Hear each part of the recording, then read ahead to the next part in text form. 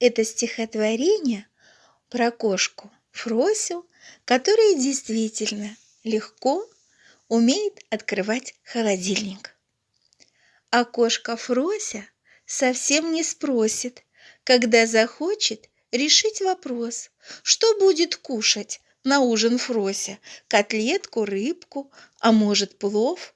Умеет Фрося наш холодильник одной лапой легко вскрывать и приглашает котов соседских скорее в гости попировать.